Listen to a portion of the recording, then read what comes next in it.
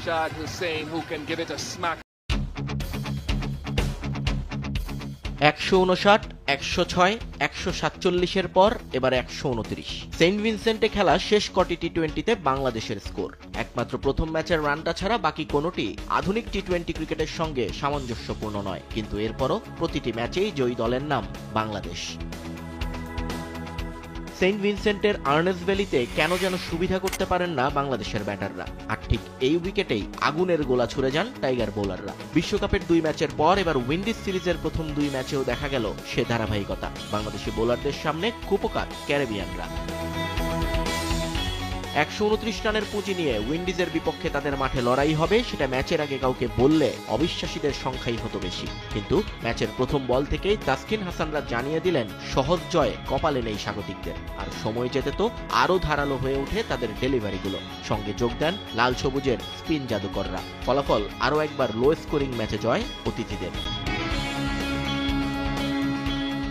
বোলিংয়ে বাংলাদেশের দাপটের শুরু এবং শেষ তাসকিনের হাত ধরে। নিয়মিত সহ অধিনায়ক হয়েও এই সিরিজে মূল অধিনায়কের অনুপস্থিতিতে আর্মব্যান্ড পরা হয়নি স্পিড স্টারের, কিন্তু সেই জেদ মাঠের বাইরে না দেখিয়ে প্রতিপক্ষের উপর ছাড়লেন ঢাকা এক্সপ্রেস। পুরো 4 ওভার বোলিং করতেই হয়নি তাকে, তার আগেই গুটিয়ে যায় রফম্যান পাওয়েলের দল।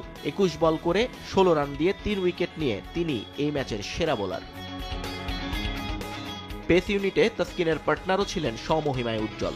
হাসান 3 ওভারে কিছুটা খরচে হলেও মেইডেন নিয়েছেন একটা, সেটাও আবার উইকেট মেইডেন। তুলে নেন রফম্যান পাওয়েলকে। আর 4-6 হজম করলেও তানজিম সাকিব ধরে রেখেছেন তার ভালো ফর্ম। 4 ওভারে মাত্র 22 রান খরচায় 2 উইকেট তার ঝুলিতে।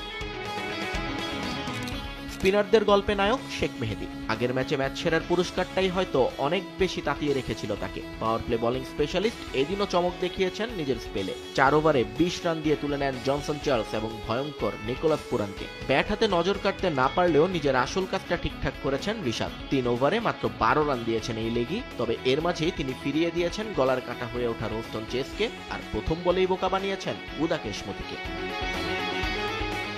তবে সবকিছুর পরও আলাদা করে বলতে হয় লিটন দাসের অধিনায়কত্বের কথা। ব্যাটারের উইলও কথা না বললেও তার ক্রিকেট প্রজ্ঞার কাছে পাত্তাই পায়নি উইন্ডিজ। মাঠে তার নেতৃত্ব ছিল নিখুঁত। বোলিং পরিবর্তন, মাঠে ফিল্ডার সাজানো, প্রতিপক্ষকে চাপে রাখার কৌশলে লেটার মার্কি পাবেন ভারপ্রাপ্ত অধিনায়ক।